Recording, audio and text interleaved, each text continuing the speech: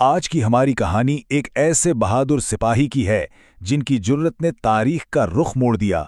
हम बात कर रहे हैं मेजर तुफैल मोहम्मद की, जिन्हें पाकिस्तान का सबसे बड़ा फौजी एजाज निशान हैदर दिया गया। आइए उनके इस गैर मामूली सफर को करीब से जानते हैं। तो सवाल यह है कि असल में बहादुरी होती क्या है, एक हीरो कैसे बनता है? मेजर तुफैल मोहम्मद की जिंदगी और उनकी कुर्बानी हमें इस सवाल का एक बहुत गहरा जवाब देती है। चलते हैं 1958 में। उस वक्त के मशरिकी पाकिस्तान लक्ष्मीपुर नामी एक गांव पर भारतीय फौज ने कब्जा कर लिया था और इस वजह से सरहद पर हालात काफी कशीदा हो गए थे। तो सबसे पहले ये समझते हैं कि सरहद पर आखिर चल क्या रहा था और ये बहरान कितना संगीन था। और इस मुश्किल सूरत हाल से निमटने की जिम्मेदारी जिस अफसर को मिली, उनका नाम था मेजर तुफैल मोहम्मद। आइए पहले इनकी कहानी पर एक नज़र डालते हैं। ये है मेजर तुफैल मोहम्मद, एक ऐसे मंझे हुए फौजी ऑफिसर जिनका पूरा करियर फर्ज शनासी और बहादुरी की मिसालों से भरा पड़ा था। जरा इनके कैरियर पर नजर डालें।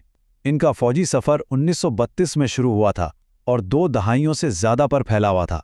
1954 तक वो ईस्ट पाकिस्तान राइफल्स में एक कंपनी की कमांड कर रहे थे, यानी उनके पास जबरदस्त तजुर्बा था। अच्छा, तो वापस आते हैं लक्ष्मीपुर की तरफ।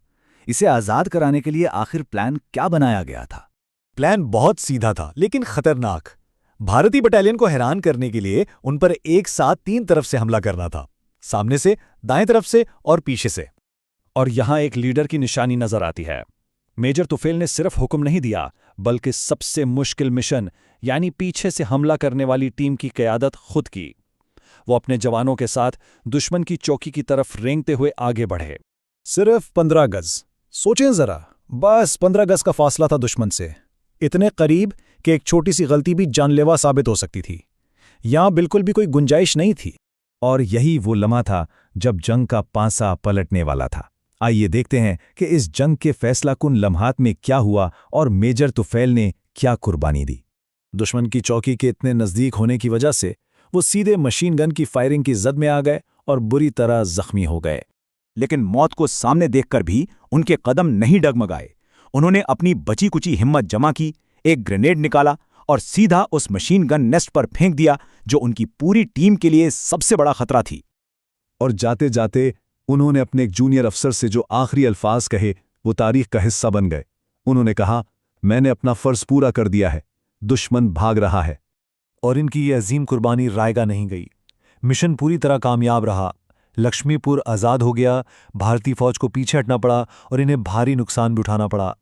तो इस बेमिसाल कुर्बानी को कौम ने कैसे याद रखा?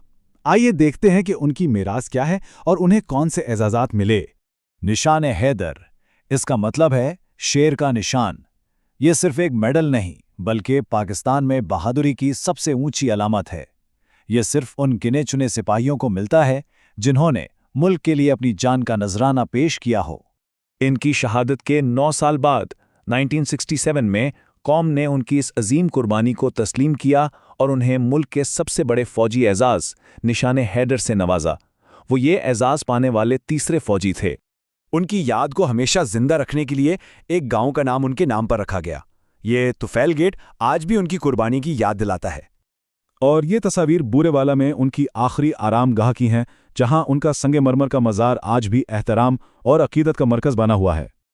मेजर तुफैल मोहम्मद की कहानी सिर्फ एक जंग की दास्तान नहीं है, बल्कि ये जुर्रत, फ़र्ज शनासी और कुर्बानी की एक ऐसी मिसाल है जो कभी पुरानी नहीं हो सकती।